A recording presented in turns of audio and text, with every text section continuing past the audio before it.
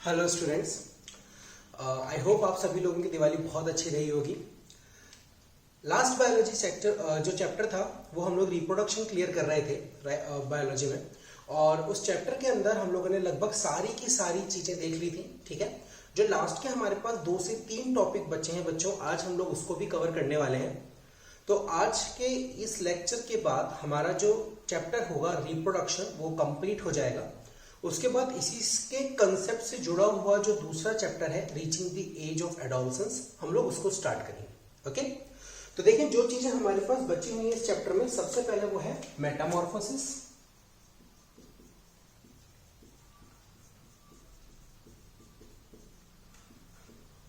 अभी मेटामॉर्फोसिस क्या होता है बच्चों, इसको आप समझे अच्छी तरीके से।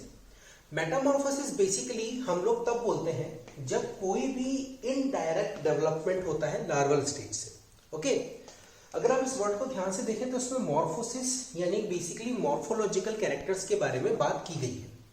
तो ये बेसिकली ऐसे चेंजेस होते हैं जो ऑर्गेनिज्म की बॉडी में और उसके इंटरनल स्ट्रक्चर्स में भी चेंज करते हैं, जिससे कि वो अपने कंप्लीट एडल्ट फॉर्म के अंदर चेंज हो पाए।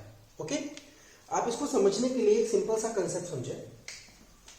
आप ऐसा माने, हम लोग जानते हैं कि on the basis of giving birth organism 2 तरीके के हो सकते हैं, है ना।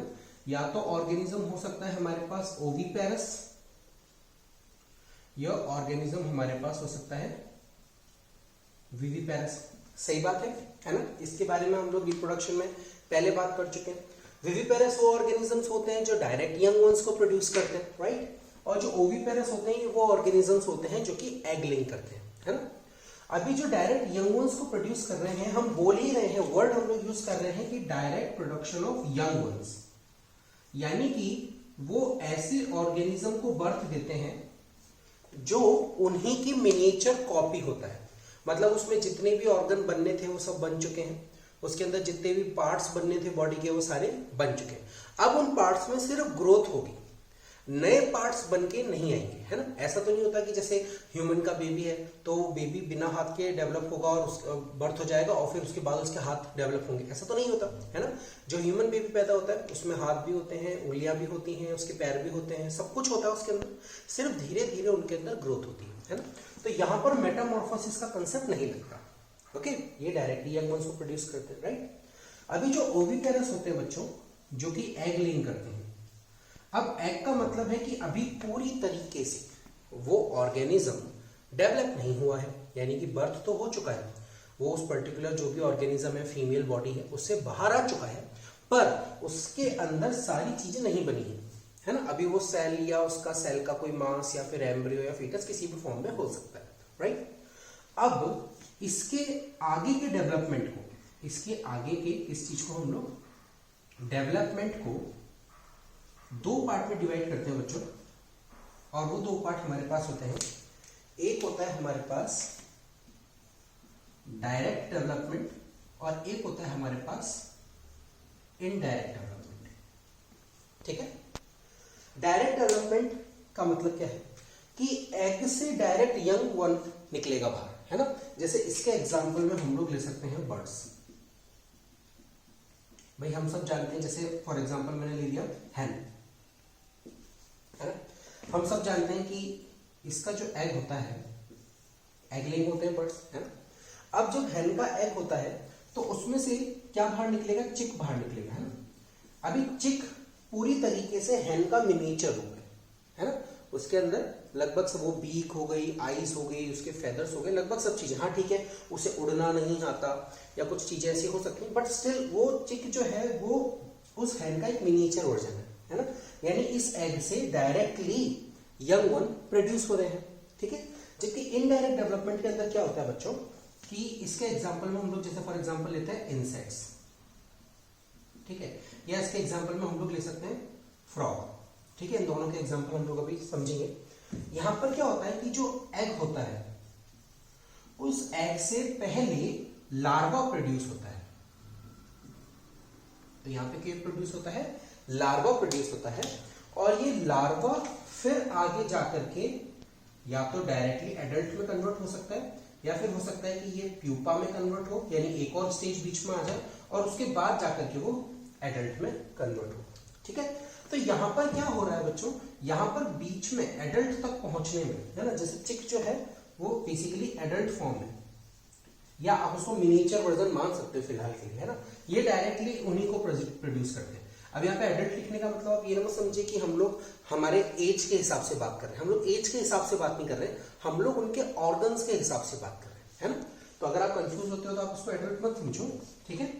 यहां पर आप इसको समझे कि एग से पहले लार्वा प्रोड्यूस होता है, वो लार्वा डायरेक्टली एडल्ट में डेवलप हो सकता है या फिर वो प्यूपा बन के एडल्ट में डेवलप हो सकता है। तो यह इनडायरेक्ट डेवलपमेंट के अंदर क्या होता है बच्चों, स्टेजेस आती हैं कुछ, है ना। और जो लार्वा होता है ना वो एडल्ट जैसा बिल्कुल नहीं दिखता, या जो प्यूपा होता है वो एडल्ट जैसा या लार्वा जैसा बिल्कुल नहीं दिखता, ये सब आपस में दिखने में अलग अलग होते हैं। और अगर आपको याद हो तो जब मैंने आपको वर्ड बताया था एक सेक्सुअल डायमॉर्फिज्म, है ना, तो मैंने आपको वहां पे बताया था कि जहां पर भी वर्ड आ जाए मॉर्फो, जैसे मॉर्फोलॉजी, तो लॉजी का मतलब तो स्टडी होता है ना। मॉर्फो का मतलब क्या होता है बच्चों, एक्सटर्नल कैरेक्टर, एक्सटर्नल कैरेक्टर्स जो बेसिकली हमको दिख रहे हैं, उन्हीं के बेस पे ये वर्ड पड़ा है मेटामॉर्फोसिस, मतलब ऐसी चीजें होना जिससे कि दिखने में लार्वा बिल्कुल अलग दिखता है, एडल्ट बिल्कुल अलग दिखता है, प्यूपा बिल्कुल अलग दिखता है। तो ऐसा कोई डेवलपमेंट का स्टेज आ रहा है जिसमें उनकी जो एक्सटर्नल अपीयरेंसेस है वो पूरी तरीके से चेंज हो रही है ना, इसीलिए यहां पर होता है मेटामॉर्फोसिस, ठीक है। तो इसके कंसेप्ट को हम लोग थोड़ा सा और अभी समझेंगे डिटेल में।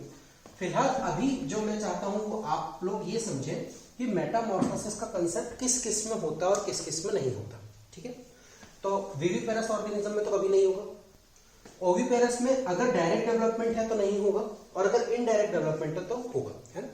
अब क्या रीजन हो सकता है कि एग लेइंग ऑर्गेनिज्म भी दो तरीके के हैं, डायरेक्ट और इनडायरेक्ट। तो बच्चों ये चीज जो होती है ना ये डिपेंड करती है उनके एग के अंदर स्टोर्ड फूड मटेरियल पे, ठीक है। अब इसको समझो, जो बर्ड का एग है, जैसे हम लोग यहाँ पे इसको समझते हैं, सपोज कीजिए हैन का एग इतना बड़ा है, ठीक है, कुछ कुछ इसी तरीके का है ना। तो बच्चों उसके अंदर ना यॉक, अगर आप में से किसी ने मतलब अगर कोई वेजिटेरियन है जो एग खाता है तो उसको तो पता ही होगा, और नहीं पता हो तो जो बाकी लोग हैं उनको भी पता होता है कि जो बर्ड के एग्स होते हैं, जो एग जनरली खाने के लिए यूज होते हैं, उनमें बहुत बड़ा एरिया यॉक का होता है, ठीक है। तो ये क्या है, यॉक, और यॉक बेसिकली क्या होता है बच्चों, स्टोर्ड फूड मटेरियल।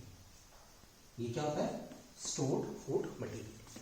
तो बेसिकली यहां पर क्या है कि बर्ड्स के एग में ऑलरेडी इतना ज्यादा स्टोर्ड फूड मटेरियल है कि उस एग के अंदर ही अंदर पूरी तरीके से चिक का डेवलपमेंट किया जा सकता है, ठीक है। वापस से सुनना, बर्ड्स के एग में इतना स्टोर्ड फूड मटेरियल या यॉक होता है कि वो एग के अंदर ही पूरी तरीके से चिक को डेवलप कर सकते हैं, ठीक है।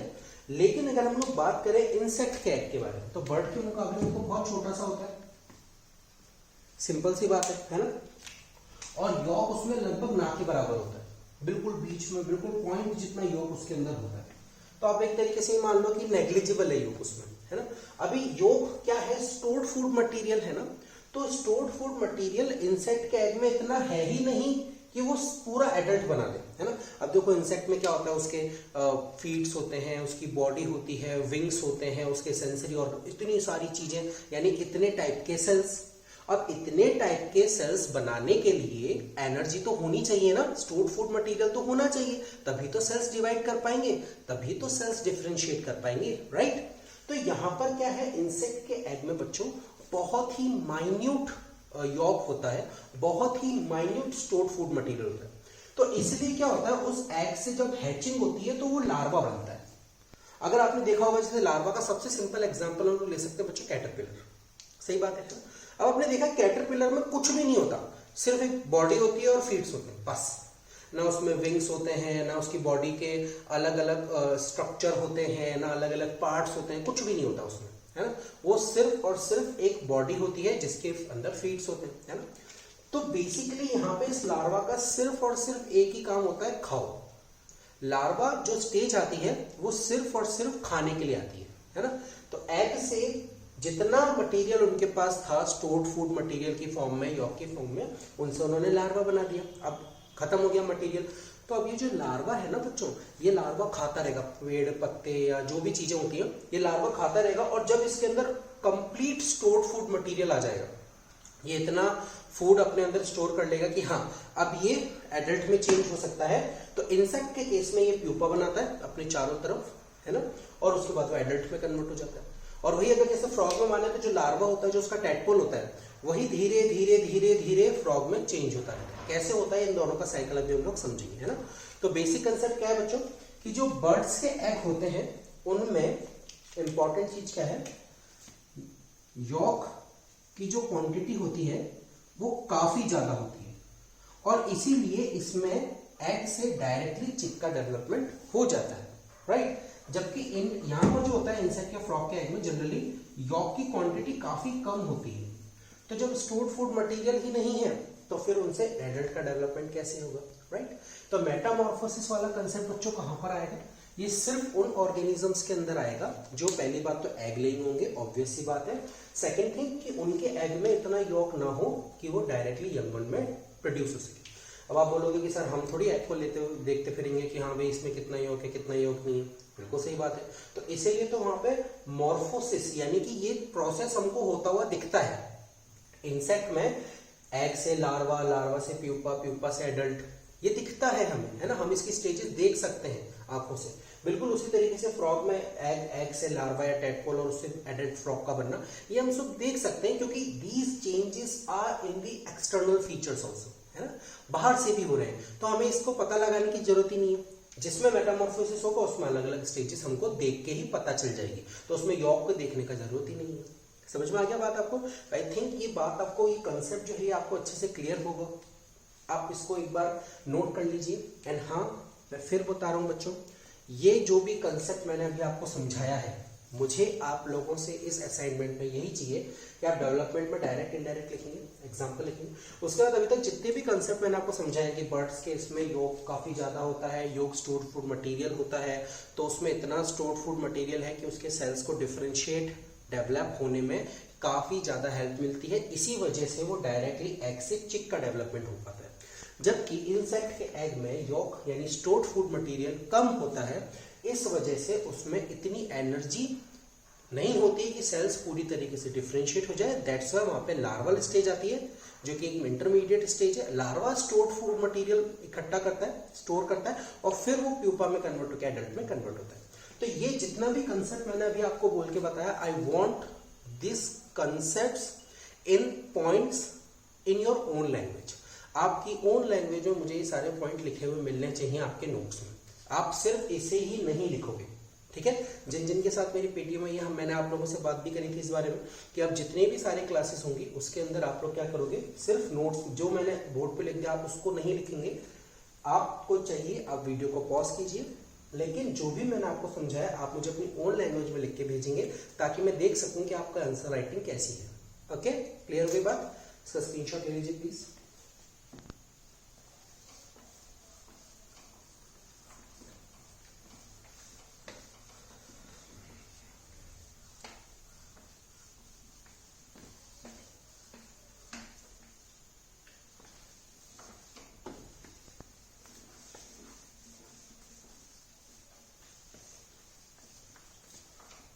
तो मेटामॉर्फोसिस क्या होगा बच्चों? चेंजेस, और आप ये बोल सकते हो developmental changes in external as well as internal characters for, या आप इसको लिखेंगे which results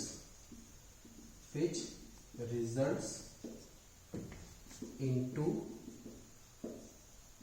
formation of adult from larva is known as metamorphosis. Clear हो गई बात? तो आई थिंक आपको अच्छे से समझ में आया होगा कि इसका बेसिक कंडीशन क्या है।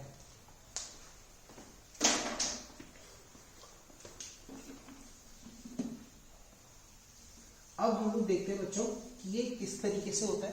तो एक सिंपल सा हम लोग एग्जाम्पल लेके देख लेते हैं। जैसे फॉर एग्जाम्पल मैंने लिया इंसेक्ट का, है ना। इंसेक्ट में भी मैं ले रहा हूं बटरफ्लाई का एग्जाम्पल, ठीक है।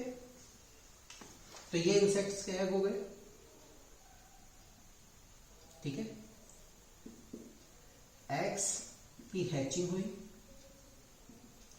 और हैचिंग होकर के उससे क्या बना,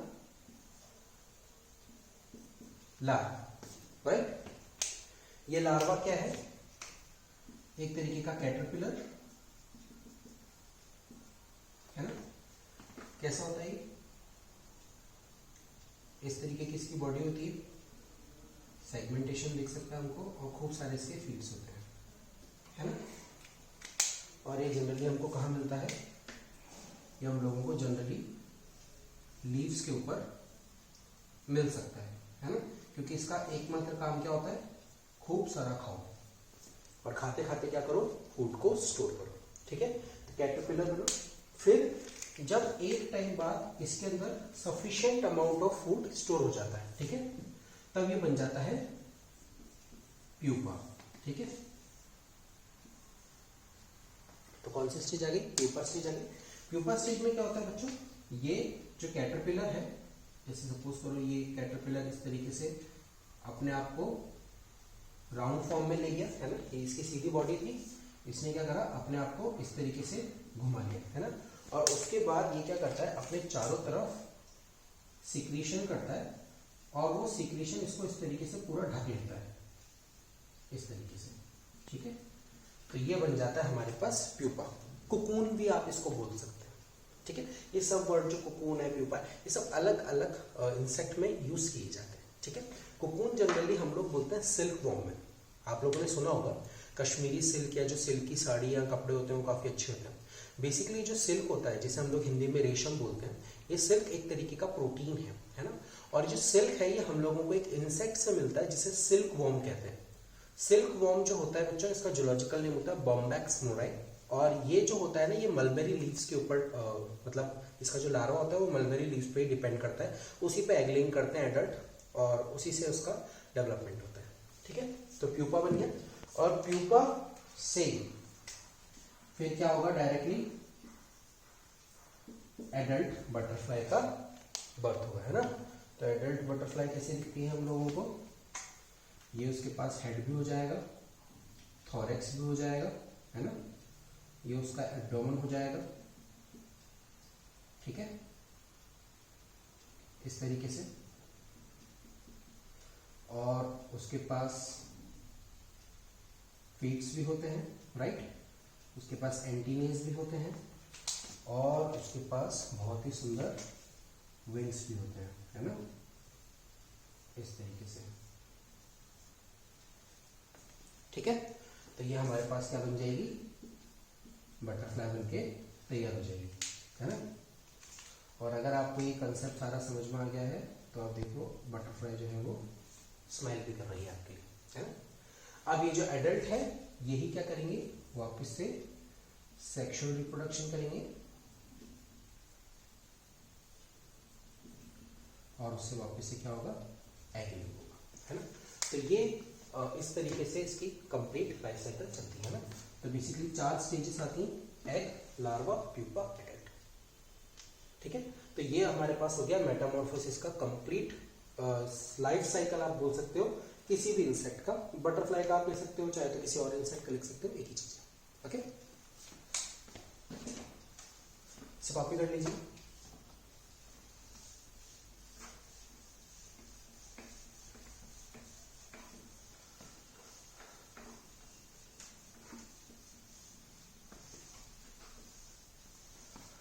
इसके बाद हम लोग दूसरा एग्जांपल ले लेते हैं बच्चों, फ्रॉग का। फ्रॉग एक एम्फीबियन है। एम्फीबियंस वो होते हैं बच्चों जो एम्फी मतलब दोनों, पानी और जमीन दोनों में रह सकते हैं। अब बोलोगे सर मगरमच्छ भी होगा, है ना, नहीं। मगरमच्छ जो है यानी क्रोकोडाइल जो है वो रेप्टाइल्स में आता है। यहाँ पर पानी में रहने का बेसिकली मतलब क्या है कि ये पानी पे और जमीन पे दोनों में सांस ले सकते हैं, दे कैन रेस्पिरेट। जो फ्रॉग होता है उसके पास लंग्स भी होते हैं, गिल्स भी होते हैं। जो एलिगेटर या फिर क्रोकोडाइल होता है उसके पास लंग्स होते हैं, वो पानी में सिर्फ सांस रोकता है ना, वो उसका एडेप्टेशन है कि वो काफी टाइम तक सांस रोक लेता है, बट वो पानी में सांस ले नहीं सकता, तो उसको हम लोग रेप्टाइल्स में रखेंगे। ठीक है, तो फ्रॉग है हमारे पास, है ना, तो उसमें भी क्या होता है, देखो एग लेइंग हो गई, ये एग्स हो गए फ्रॉग के। अच्छा, ये आप लोगों को पता ही है कि फ्रॉग के अंदर एक्सटर्नल फर्टिलाइजेशन होता है ना, हम लोगों ने पढ़ा था एक्सटर्नल इंटरनल फर्टिलाइजेशन। तो यहाँ पे क्या होता है, जो मेल गैमेट है, मेल गैमेट, ठीक है, और फीमेल गैमेट, है ना, ये देखो ये रहा फीमेल गैमेट, ये दोनों पानी के अंदर ही रहते हैं। ठीक है, और जब ये दोनों पानी के अंदर ही फ्यूज हो जाते हैं तो उनसे एग बन जाते हैं, है ना, मतलब पहले जायगोट बनेगा और वो एग में डेवलप हो जाएगा। ठीक है, इस एग की जब हैचिंग होती है तो उस हैचिंग से बच्चों जो निकलता है वो होता है उसका लार्वा, और जो इसका लार्वा होता है वो होता है टेडपोल, टेडपोल, है ना। टेडपोल के अगर आप लोग उसके बॉडी स्ट्रक्चर के बारे में देखें तो उसके पास यहाँ पे इस तरीके से माउथ होता है, और इसके पास फिलहाल किसी भी तरीके के कोई लिम्स नहीं होंगे, इस तरीके का दिखाई देता है। मतलब कि आप ये बोल सकते हो कि फ्री स्विमिंग लार्वा है इसका। ठीक है, तैरता रहता है इधर से उधर, है ना। और फिर अब इसके अंदर एक इंपॉर्टेंट चीज क्या है कि यहाँ पे प्यूपा या कोकून नहीं बनेगा, यहाँ पर ये पानी के अंदर ही है, और धीरे धीरे धीरे धीरे इसके पैर आने लग जाएंगे पीछे वाले, फिर आगे वाले पैर आने लग जाएंगे, फिर इसकी जो टेल है वो पूरी तरीके से गायब हो जाएगी और फ्रॉग में कन्वर्ट हो जाएगा, है ना। एक बहुत इंपॉर्टेंट चीज है कि टेडपोल के पास देखिए टेल है और काफी बड़ी टेल है ना, लेकिन फ्रॉग के पास टेल नहीं होती, है ना। तो इस क्या होगा, फिर इसके अंदर डेवलपमेंट होना शुरू होगा। कैसे कैसे डेवलपमेंट होना शुरू होगा, देखो कि ये हमारा टेडपोल है ना, तो धीरे धीरे क्या होगा, इसके अंदर यहाँ पीछे की तरफ इस तरीके से फील्स आने लग जाएंगे। ठीक है, फिर क्या होगा, इसके अंदर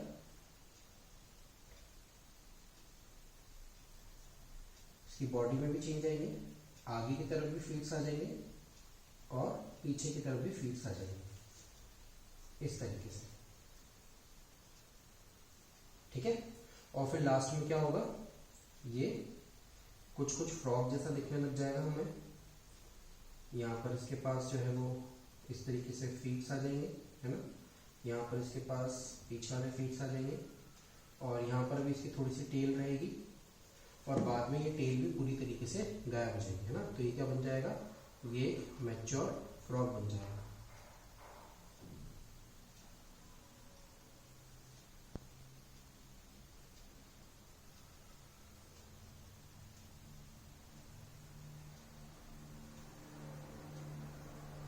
इस तरीके से, ठीक है। तो ये जो इसके अंदर डेवलपमेंट होगा, ये आ गया आपके पास फ्रॉग, है ना। और फ्रॉग ही क्या प्रोड्यूस करता है, मेल और फीमेल गैमेट। ऑब्वियस ही बात है, बाइसेक्शन नहीं है, अलग अलग होंगे, फीमेल फ्रॉग अलग होगा, मेल फ्रॉग अलग होगा, दोनों के बीच में सेक्सुअल रिप्रोडक्शन होगा, बट दोनों जो अपने गैमेट्स है वो कहाँ डाल देंगे, वाटर के अंदर डाल देंगे, है ना। तो ये जो है, ये डेवलपमेंट का जो फेज है इसका, डेवलपमेंट, ठीक है, ये बिना किसी कोकून या प्यूपा के बने होता है, तो इसे भी हम लोग मेटामॉर्फोसिस बोल सकते हैं। क्लियर हो गई बात? आई थिंक आपको अच्छी तरीके से समझ में आया होगा ये, है ना, कोई भी मेरी ड्राइंग को देख के हंसेगा नहीं। ठीक है, चलो प्लीज का स्क्रीनशॉट ले लीजिए बच्चों। वैसे तो ये अपने पास एडोलसेंस वाले चैप्टर में भी आएगा बच्चों कि कौन सा हार्मोन होता है जो जनरली मेटामॉर्फोसिस के लिए जरूरी होता है। ठीक है, तो मैं आपको बता दूं, एक हार्मोन होता है बच्चों जिसको अपन बोलते हैं थायरॉक्सिन हार्मोन। ये थायरॉक्सिन हार्मोन होता है जो कि मेटामॉर्फोसिस के लिए मतलब रिस्पॉन्सिबल होता है। वो ऑर्गेनिज्म ऑब्वियसली जिनमें मेटामॉर्फोसिस होता है, हमारे अंदर भी थायरॉक्सिन होता है, बट हमारे अंदर इसके अलग अलग काम है। ठीक है, तो अगर आपसे पूछा जाए कि which hormone is responsible in the frog for metamorphosis, then it's thyroxine. Okay, हालांकि इसके बारे में डिटेल में हम लोग बात करेंगे हमारे एडोलसेंस वाले चैप्टर की। ठीक है, तो ये हमारे पास हो गया मेटामॉर्फोसिस कंप्लीट। अब कुछ इंपॉर्टेंट कंसेप्ट्स हैं छोटे छोटे जो आप लोगों को समझने जरूरी है। जैसे फॉर एग्जांपल सबसे पहले हम लोग बात करते हैं IVF, जिसे इन विट्रो फर्टिलाइजेशन भी कहा जाता है। ठीक है, IVF जो होता है बच्चों, इन विट्रो फर्टिलाइजेशन मतलब आर्टिफिशियली लैब में किया जाने वाला फर्टिलाइजेशन। अगर आप लोगों ने गुड न्यूज मूवी देखी हो, अक्षय कुमार की आई थी ना अभी, तो वो बेसिकली IVF से ही जो है कंसीव कर पाते हैं। IVF बायोटेक्नोलॉजी का एक ऐसा फील्ड है जिसने बहुत ज्यादा अच्छी कोई चीज प्रोवाइड कराई है हमारे ह्यूमन वेलफेयर के लिए, और वो है IVF टेक्निक, या जिसे इन विट्रो फर्टिलाइजेशन कहा जाता है। इन विट्रो फर्टिलाइजेशन का मतलब क्या है? आर्टिफिशियली लैब में किया गया फर्टिलाइजेशन। तो बेसिकली इसका मतलब क्या होता है? फर्टिलाइजेशन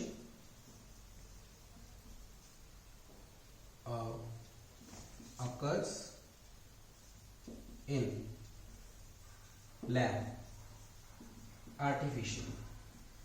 ठीक है, इसमें क्या होता है बच्चों, इसमें बहुत सारी टेक्निक्स होती हैं। IVF ऐसा नहीं है कि IVF एक ही टेक्निक है, उसके अंदर test tube baby, GIFT, ZIFT, ऐसी बहुत सारी, gamete intrafallopian transfer, zygote intrafallopian transfer, surrogate mother, तो ऐसी बहुत सारी चीजें होती हैं जो कि हम लोग कर सकते हैं जब कोई एक ह्यूमन कपल बेबी कंसीव नहीं कर पाता है। ठीक है, out of the all the कई बार क्या होता है कि जैसे आफ्टर मैरिज भी होता है, तो मेल या फीमेल दोनों ही पर्सन के अंदर या दोनों में से किसी एक के अंदर कुछ ऐसी डिजीजेस हो सकती हैं जिसकी वजह से वो कंसीव ना कर पाए।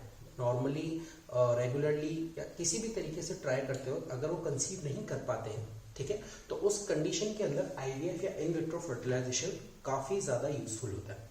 इन विट्रो फर्टिलाइजेशन के अंदर जो सबसे ज्यादा चीज आपने कभी सुनी भी होगी वो होती है टेस्ट ट्यूब बेबी।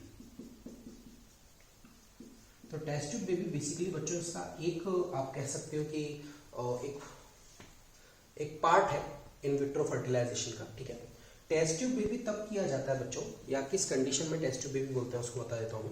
ये बेसिकली तब किया जाता है कि जब मदर और फादर इन दोनों के गैमेट्स मदर के अंदर मिल नहीं पा रहे हैं। मतलब हो सकता है उसकी फैलोपियन ट्यूब, हम सब जानते हैं कि जो फैलोपियन ट्यूब है वो इस्थमस और एम्फोला के जंक्शन पे ही जो मेल और फीमेल गैमेट है उनका फ्यूजन हो सकता है और जाइगोट फॉर्मेशन हो सकता है, राइट। अभी मान लो किसी भी वजह से, किसी सिस्ट की वजह से या किसी और वजह से अगर उसके फैलोपियन ट्यूब में मदर के यानी फीमेल पार्टनर के फैलोपियन ट्यूब में मेल और फीमेल गैमेट का फ्यूजन नहीं हो पा रहा है, तो ऐसी किसी कंडीशन के अंदर हम लोग टेस्ट ट्यूब बेबी वाला एक जो रास्ता है आप ये बोल सकते हो या एक एप्लीकेशन है उसको हम लोग यूज करते हैं। यहाँ पर क्या होता है देखिए आप लोग कि टेस्ट ट्यूब बेबी में मेल पार्टनर जो होता है उससे उसका गैमेट यानी कि सीमन कलेक्ट किया जाता है, और जो फीमेल पार्टनर है उससे उसका गैमेट यानी कि एग सेल या ओवम जिसको आप बोल सकते हो उसको कलेक्ट किया जाता है। ठीक है, सीमन से हम लोगों को मिल जाता है स्पर्म जो कि मेल गैमेट है। ठीक है, तो ये हमारे पास हो गया मेल गैमेट और ये हमारे पास हो गया फीमेल गैमेट। ठीक है, अब क्या किया जाता है, इन दोनों को कलेक्ट करके लैब में आर्टिफिशियली फ्यूज कराया जाता है।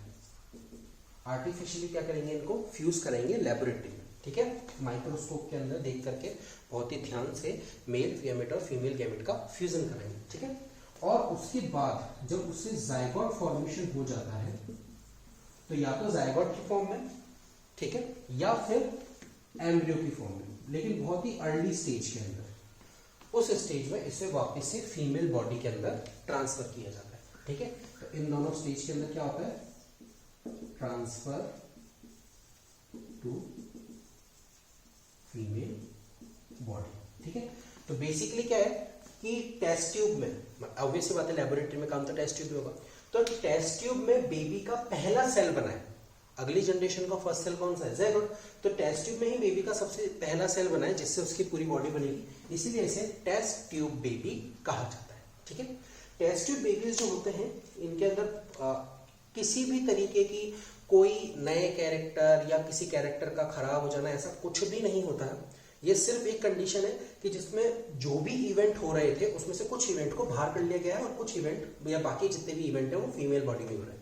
तो ऐसा कुछ नहीं होता कि किसी भी तरीके का कोई कॉम्प्लिकेशन वगैरह हो। यस ऑफ कोर्स इस टेक्निक को करने के लिए काफी सारे अच्छे इक्विपमेंट्स की जरूरत होती है और ट्रेन्ड प्रोफेशनल्स की जरूरत होती है, ठीक है। लेकिन इसके अंदर मेल फीमेल दोनों के कैरेक्टर्स या फिर ऑथेंटिसिटी अगर हम लोग बात करें सब कुछ बिल्कुल परफेक्ट होता है, ठीक है।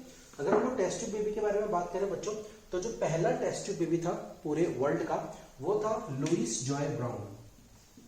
First test tube baby was Louise Joy Brown. तो लुइस जॉय ब्राउन जो था वो दुनिया का सबसे पहला टेस्ट ट्यूब बेबी था जो कि 25 जुलाई 1978 में पैदा हुआ था। जबकि अगर इंडियन के बारे में बात करें तो first Indian test tube baby थी दुर्गा, ठीक है। तो first Indian test tube baby का नाम क्या था? दुर्गा, और ये थी 1986 में, ठीक है। ये सारी चीजें आप लोगों को आपके नोट्स में भी मिल जाएगी। तो I think test tube baby का जो कंसेप्ट है वो आपको क्लियर हुआ होगा, है ना।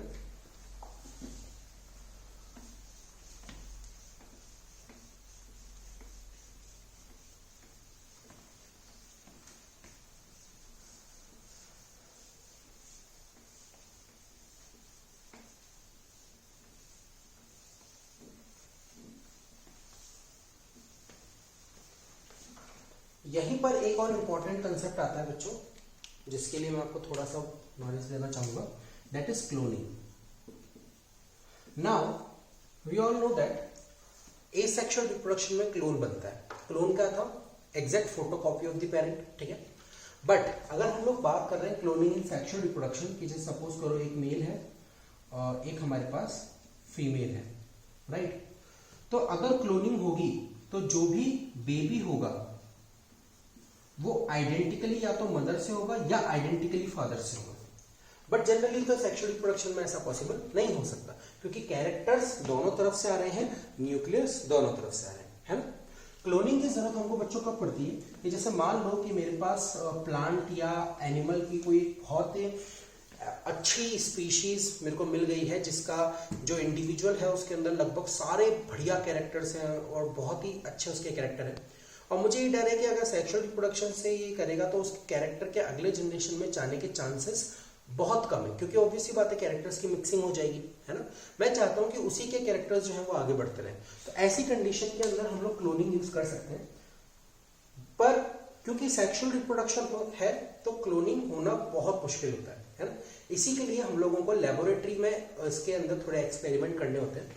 और जो सबसे पहली क्लोनिंग हुई थी, अगर हम लोग बात करें मैमल्स में, तो मैमल्स में जो फर्स्ट अगर हम लोग बात करें क्लोन बनाया था, वो हमने बनाया था एक शीप का, जिसका नाम था डॉली।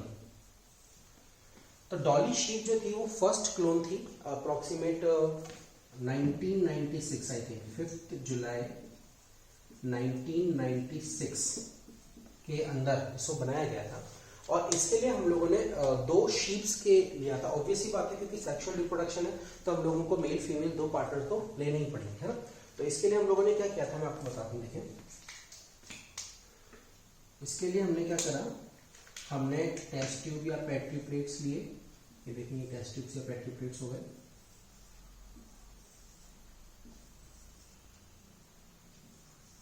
ठीक है, इसके अंदर हम लोगों ने न्यूट्रिटिव मीडियम डाल दिया, ठीक है। अब यहां पर क्या हुआ, यहां पर मैंने सेल लिया एक, ये सेल और ये न्यूक्लियस है, ठीक है। ये जो सेल लिया है ये मैंने लिया है हमारे एक पेरेंट का। वैसी बात है 2 पेरेंट्स की जरूरत पड़ेगी, मेल फीमेल की, है ना। तो ये हमारे पास डॉर्सेट शीप, ठीक है। और हम लोगों ने जो यहाँ पे लिया है वो लिया है कंप्लीटली डिफरेंशिएटेड सेल।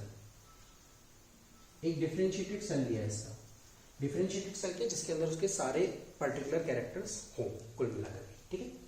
और दूसरी तरफ मैंने क्या किया, मैंने एक एग सेल निकाल लिया, किसमें से, Scottish black ewe, Scottish black face ewe, इसका जो फेस होता है वो पूरी तरीके से ब्लैक होता है, इसलिए इसको नाम दिया गया स्कॉटिश ब्लैक फेस ईव, है ना। इन दोनों से लिया, और ये जो है मेरे पास ये अनडिफरेंशिएटेड है, अनडिफरेंशिएटेड एग सेल, ठीक है। अब ऑब्वियस ही बात है, ऑर्गेनिज्म बनाने के लिए जाइगोट बनाना पड़ेगा, और जाइगोट बनाने के लिए क्या होना चाहिए, दो सेल्स का मिलना होना चाहिए, ठीक है। तो यहां पर हम लोगों ने क्या करा, दो सेल्स को मिलाने के लिए कि जो डॉर्सेट शीट था, यानी कि जो उसका एक पार्टनर था, उससे हमने ले लिया न्यूक्लियस, जबकि जो इसका दूसरा पार्टनर था उससे हमने ले लिया साइटोप्लाज्म, ठीक है। तो कैसे हुआ देखें, जो डॉर्सेट शीट था उससे क्या करा हमने, सिर्फ न्यूक्लियस ले लिया, है ना, क्या ले लिया हमने, सिर्फ न्यूक्लियस, ठीक है। और यहां से हमने क्या करा, यहां से हमने सिर्फ सेल ले लिया, ठीक है, इसके न्यूक्लियस को निकाल लिया। और ऑब्वियसली बात है बच्चों, ये सारी चीजें न्यूट्रिटिव मीडियम में चल रही है, ठीक है।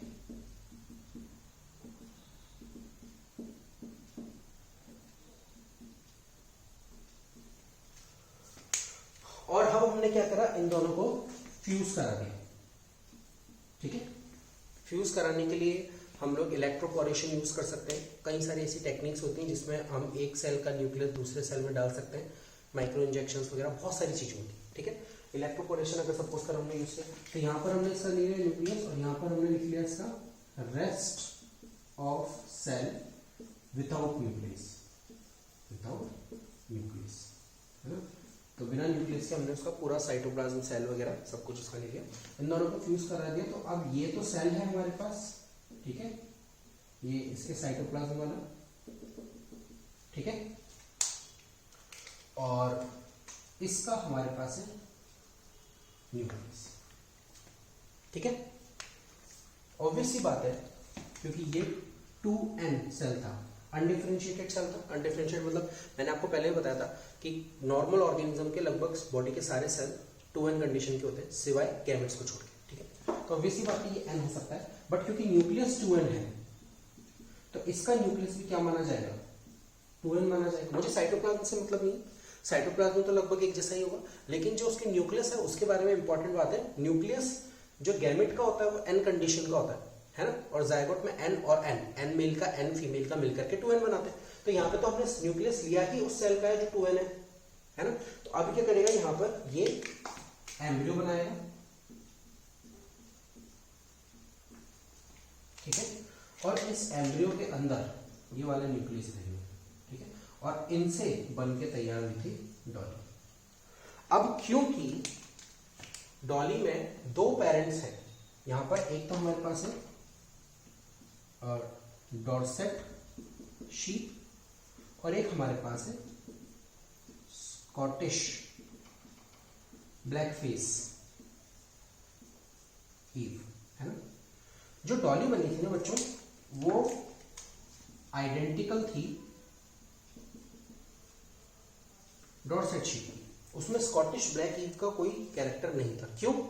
क्योंकि सारे के सारे कैरेक्टर बताओ किससे कंट्रोल होते हैं, जेनेटिक मटेरियल डीएनए, और डीएनए जेनेटिक मटेरियल किसमें होता है, न्यूक्लियस में होता है ना। तो इस सेल में किसका न्यूक्लियस है, डॉर्सेट शीप का न्यूक्लियस है। इसका मतलब इसके एम्ब्रियो में, इसके पूरे ऑर्गेनिज्म में किसकी इंफॉर्मेशन होगी, डॉर्सेट शीप की इंफॉर्मेशन होगी। तो हमारे पास यहाँ पर क्या बन गया, डॉली एक क्लोन बना। इसका मतलब ये था कि डॉली एक कंप्लीट पेरेंट का आइडेंटिकल फोटोकॉपी था और दूसरे पेरेंट का उसमें किसी भी तरीके का कोई कैरेक्टर नहीं था। तो इस तरीके से बनी थी डॉली और क्लोनिंग, ठीक है। तो ये इस पर्टिकुलर टॉपिक के साथ हमारा रिप्रोडक्शन वाला जो पूरा चैप्टर है वो कंप्लीट हो चुका है, ठीक है। तो आई होप आपको कंप्लीट चैप्टर समझ में आ गया होगा। कल वाली जो डाउट क्लास होगी उसके अंदर, या जो आज आपकी डाउट क्लास होने वाली फ्राइडे को, तो ये जो डाउट क्लास होगी इसके अंदर रिप्रोडक्शन से रिलेटेड किसी भी तरीके की अगर आप लोगों को कोई प्रॉब्लम हो तो प्लीज आप उसे डिस्कस कीजिए मुझसे, ठीक है। और इस बार नोट्स मैंने आपको बताया है पीटीएम में भी आपको अपनी ओन लैंग्वेज में लिखना है, जो मैंने सामने लिख दिया है सिर्फ उसको उतार के नहीं रखना है, ठीक है। तो try to make your own notes in your own language so that I can check your language also, क्योंकि जब आप लोग लिख करके आओगे एग्जाम में आंसर तो लैंग्वेज में ही लिख करके आओगे, है ना, ऐसे तो लिख के नहीं आओगे, राइट। तो these are the concepts and these concepts are used by you, okay, but in your own language, okay तो आप लोग इसको अपनी ओन लैंग्वेज में लिखिए। नेक्स्ट जो बायोलॉजी की क्लास होगी बच्चों, उसके अंदर हम लोग स्टार्ट करेंगे हमारा next chapter, that is reaching the age of adolescence. Okay, so stay safe and thank you.